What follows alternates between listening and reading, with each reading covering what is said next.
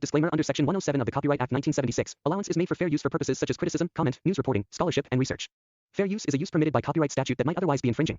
Non-profit, educational or personal use tips the balance in favor of fair use.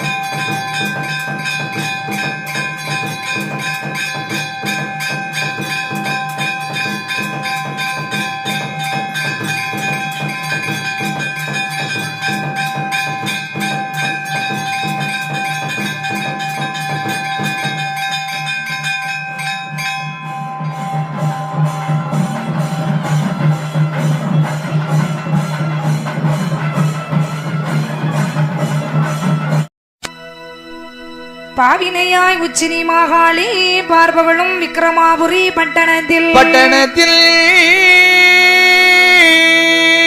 மேவும் செம்பொன்னால் கோட்டையிட்டு மேவும் மயுடித்தால் கதவு சேர்த்து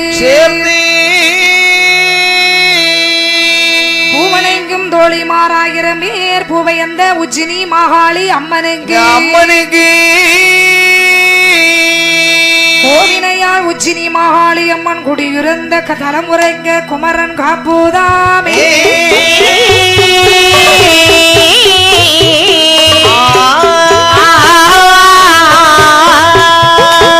உச்சினி மாமலையதிலே உலகு சக்தி மாகாளி உருகி நின்ற விக்கிரமன் வீரன்பட்டி மந்திரிக்கோ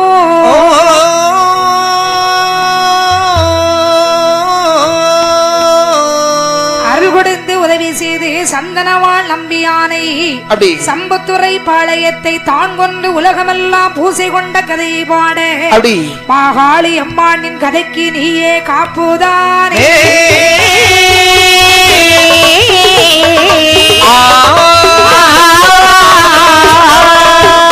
நாடு மிக நல்ல நாடு காவலர்கள் புகழோ நாடு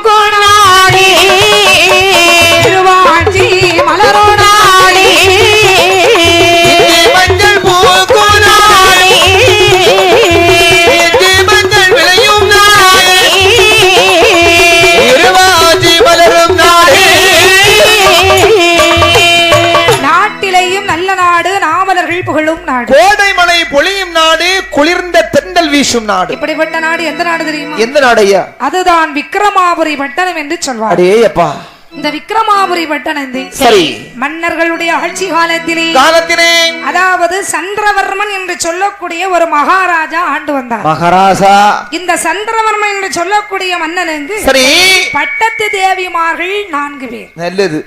அதாவது ஒவ்வொரு குலத்திலிருந்து ஒவ்வொரு பெண்ணை மணமுடிந்தார். வேணுமில்ல அதாவது சத்திரியர் சூத்திரர் வைசியர் பிராமணர் 4 குலத்திலிருந்து ஒவ்வொரு பெண்ணை மனம் முடிந்து சரி வாழ்ந்து வந்த சந்திரவர்மனுடைய ஒரு மனைவியுடைய மகனாகிய விக்ரமாதித்த மகாராஜா இப்ப ஆண்டு வர்றார். நல்லது. அவருக்கு மலரும் மனமும் போல நகமும் சதையும் போல் கண்ணும் இமையும் போன்று வலியும் விழியும் போல் ஒரு மந்திரி இருக்கிறார். யார் இந்த மந்திரி? அவன் தான் வீரம்பட்டி என்று சொன்னான். ஓ, விக்ரமாதித்த மகாராஜனுக்கு கட்டையும் வீரம்பட்டி மந்திரி. ஆமா. சீரும் சிறப்போடு எப்படி நாட்டை ஆண்டு வருகிறார் பாருங்கள். கட்டை எப்படி ஆண்டு வருகிறார்? 6 ஒரு கடமை வாங்கி அம்மா கடமை வாங்கி அசையாத மணியும் கட்டி அம்மா மணியும் கட்டி 6 ஒரு கடமை வாங்கி அம்மா கடமை வாங்கி அசையாத மணியும் கட்டி அம்மா மணியும் கட்டி ஒரு லோட்டு குறையாமல் வலையத்தை ஆண்டு வாரா அரச மன்னன்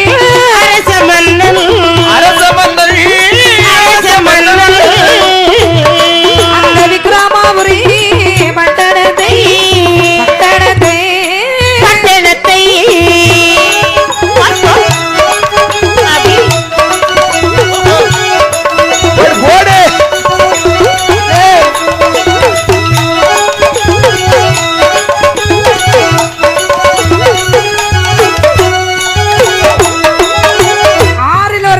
அசையாத மணி என்று சொன்னார். ஆமா, 6 ஒரு கடமைன்னு சொன்னா விளைகின்ற பொருளை 6 பங்கு வைத்து 5 பங்கு மக்களுக்கும் 1 பங்கு மன்னனுக்கு. அதான் 6 ஒரு கடமை அசையாத மணி என்று சொன்னார். அந்த அரண்மனையிலே ஒரு மணி கட்டி தொங்கப்பட்டிருக்கும். அதாவது ஆலயத்தில் கட்டினால் ஆலய மணி, அரச சபையிலே கட்டினால் அது ஆராய்ச்சி மணி. மக்களுக்கு ஒரு குறை என்று சொன்னால் மன்னனை நேரடியில் பார்க்க வேண்டாம், அந்த மணியின் கயத்தை பிடிச்சு அடிச்சா போதும். எவன்டா மணி அடிச்சா? மணியை பிடிச்சு அடிச்சா விட மாட்டான். யாரு விட மாட்டான்? யோ, நான் சொன்னது மணிய சொல்லலையா, ஆராய்ச்சி மணிய சொன்னேன். அப்படியா? ஆமா. அந்த வேளையில் இதுகால வரைக்கும் அந்த மணி அந்த நாட்டுல அசைஞ்சிருக்கா? அசைஞ்சல. அப்படின்னா மணிக்கு நாக்கு இல்லையா? நாக்கு இருக்குது, நாட்டிலே குறை இல்லை தம்பி. குறை இருந்தால்தானே மக்களுக்கு குறை வரும். அந்த மணிக்கு நாக்கு இருக்கு. சீரும் சிறப்போட ஆண்டு வந்தான் ரசமல்லன். அதன் பிரதிபலனாக காட்டில் உள்ள குடிமங்கள் காட்டை வெட்டி திருத்தி பயிர் வச்சுக்கலாம் வைக்கிறார். என்னென்ன பயிர் வைத்தார்? என்ன? இஞ்சி வைத்தார், ஏலம் வைத்தார், இஞ்சி வைத்தார், ஏலம் வைத்தார், எலுமிச்சை தோட்டம் வைத்தார், ஏலம் வைத்தார், ஏலம் வைத்தார்,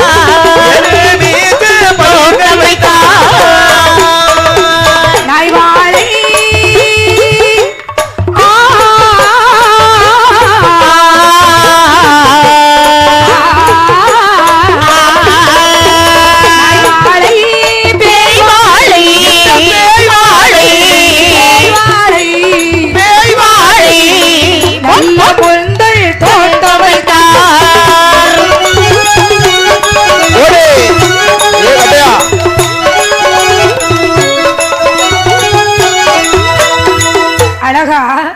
இஞ்சி வைத்தார், ஏல வைத்தார், எலுமிச்சை தோட்ட வைத்தார். நல்ல நேரம் பெட்டிக்காரர் வழியில் வந்துட பார்த்தாரு. அழகாகவே வாழை தோட்டங்கள்லாம் இட்டு பயிர்கள் இட்டு பலன் எடுக்கலான் இருக்கிறாங்க. அந்த வேளையில் என்ன ஆகின்றது? என்னமா? காட்டில் உள்ள மலை மிருகோ, மலை மிருகோ, மலை மிருகோ கடத்த நல்ல பயிரையெல்லாம்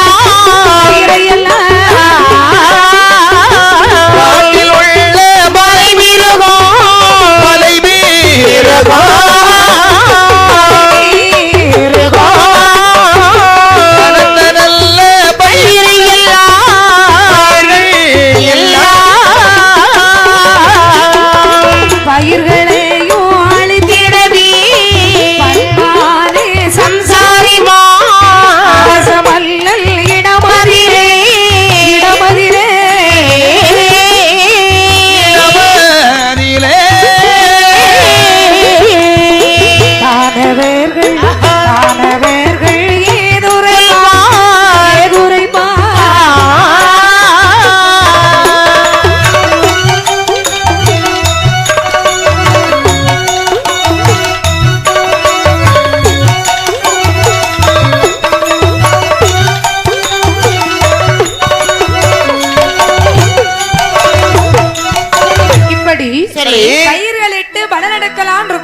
போது காட்டில் உள்ள மலைமிருகம் வந்து பயிர்களை அழித்தது பாருங்கள். பார்த்த இந்த குட்டிப்படை மக்கள் எல்லாம் ஒன்று சேர்ந்து ஐயா என்ன மக்களுக்கு ஒரு குறை வந்தா ஏற்று வருவாங்க. மன்னன் கிட்ட போய் சொல்லுவாங்க. மா மன்னனாகி விக்ரமாதித்யனிடத்திலே வந்து உரைங்கிறான். அப்படி அரசமன்னா என்னப்பா ராஜமல்லா என்ன ஐயாவே அரசமன்னா அருளுகிறோம் ஒரு வார்த்தை.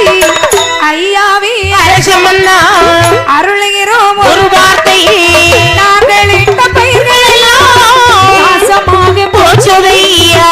நாங்கள் இட்ட பயிர்கள் எல்லாம் நாசமாக போச்சுதையா.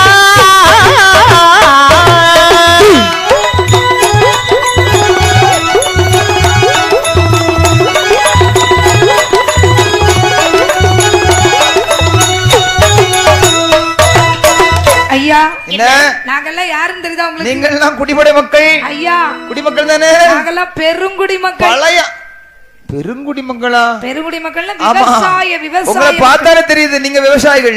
நாங்க எவ்வளவோ கஷ்டப்பட்டு வாழ வச்சோம். யார வாழ வச்சீங்க? வாழ பயிர் வச்சோம். நம்ம வாழ வைக்காத ஆளே இல்லையே.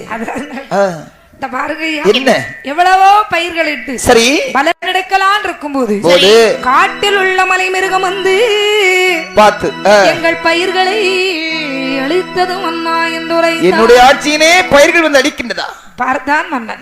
மக்களே மக்களுக்கு ஒரு குறை வந்தா அது மன்னனுக்கு அந்த மாதிரி. அம்மா ஆகியாலே அஞ்ச வேண்டாம் பதற வேண்டாம் எந்த மக்களே. அஞ்ச வேண்டாம் பதற வேண்டாம் எந்த மக்களே. ஆலோசனை செய்ய வேண்டாம் எந்த மக்களே. அஞ்ச வேண்டாம் பதற வேண்டாம் எந்த மக்களே. அஞ்ச வேண்டாம் பதற வேண்டாம் எந்த மக்களே. ஆலோசனை பண்ண வேண்டாம் எந்த மக்களே. ஆலோசனை பண்ண வேண்டாம் எந்த மக்களே.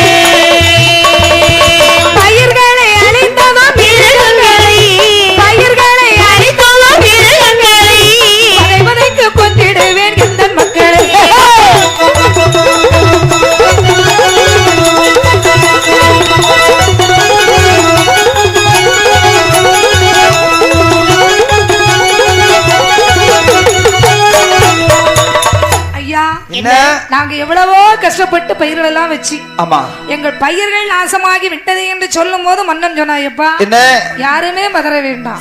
உங்களுக்கு எந்த குறை வந்தால் அது மன்னனுக்கு வந்தது போல குறை இல்லாம உங்களை வாழ வைப்பேன் சென்று வாருங்கள் மக்களே என்று மன்னன் வழி அனுப்பி வைந்து மந்திரி அழைத்து சொல்றா. மந்திரி மக்களுக்கு ஒரு குறை நமக்கு வந்த மாதிரி நமக்கு வந்த மாதிரி சரி உடனடியாக வேட்டை களத்திற்கு செல்ல இந்த மன்னவனார் காட்டிற்கு வேட்டைக்கு புறப்படும் சமயத்தில் நம்முடைய குடிமக்களுக்காகவே மன்னனானவள் மந்திரி அழைத்து வேட்டைக்கு புறப்படுகிறார். அம்மா எப்படி வருகிறார்? எப்படி வேட்டையாண்டே வேணும் என்று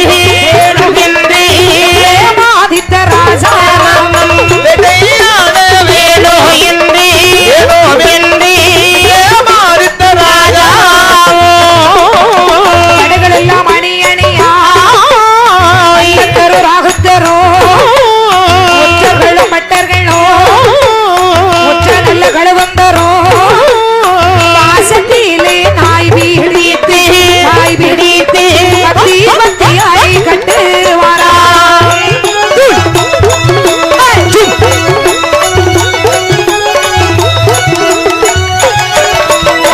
இப்படி சரி அப்பா மந்திரி என்ன பண்ணா நம்ம வேட்டை களத்திற்கு போன என்ன படைகள் எல்லாம் வச்சிருக்கு? நாய் படைகள் முக்கியம் பண்ணா ரொம்ப முக்கியம். ஏன்னா வேட்டைக்கு தகுந்தது நாய் தானே. ஆமா நாயை ஏகி விட்டாதான் நாய் கவி கவி பிடிக்கும். அப்படியா? ஆமா அதனால நாய் படைகள். ஆமா சரி அது போதும் படைங்க. ஆமா அழகாகி வில் எடுத்தாச்சு அம்பு எடுத்தாச்சு எல்லாம் எடுத்துட்டோம். போவோமா? போம் புறப்படுங்க. அந்த வேளையில் சரி காண்டவன காட்டுக்குள்ளே வந்து அரச மன்னன் வேட்டையாடி அப்படி உச்சி திரும்ப மட்டும் உள்மலையில் வேட்டையாடினான் அரச மன்னன். மதியம் திரும்ப மட்டும் மறுமலைக்குள் வேட்டையாடி வேற ஒரு ஆரம்பத்தடியில் வந்து உட்கார்ந்துருக்கிறார். மந்திரியை பார்த்து சொல்றான். அப்பா வீரம்பட்டி மன்னவா தாகமாக இருக்குதேடா